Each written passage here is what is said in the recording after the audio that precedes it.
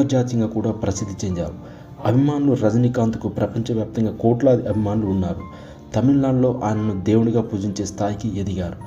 అయితే తనకి పురస్కారాలు చూసుకున్నట్టయితే 2000లో పద్మభూషణ్ అవార్డు, మరియు 2016లో పద్మవిభూషణ్ అవార్డు, మరియు 2021లో దాదాసాహెబ్ ఫాల్కే అవార్డు వచ్చింది. ఇక ఇతర అవార్డులు తమిళనాడు రాష్ట్ర ప్రభుత్వం మరియు ఇతర సంస్థల నుంచి ఎన్నో సినీ అవార్డులు అందుకున్నారు. అయితే రజనీకాంత్ గారికి గొప్ప సామాజిక సేవ చేసే ఒక దృక్పథం ఉంది. రజనీకాంత్ తన జీవితంలో ఎన్నో సామాజిక సేవా కార్యక్రమాలు నిర్వహించారు. తన అభిమానులను స్ఫూర్తిపరుస్తూ చెత్త ముక్కలు సేకరణ, సహాయ శిబిరాలు, తాగునీటి సరఫరా వంటి కార్యక్రమాల్లో చాలా పాలు పంచుకున్నారు. అయితే రాజకీయ రంగ ప్రవేశానికి ముందు ఒక చిన్న ఇన్సిడెంట్ జరిగింది.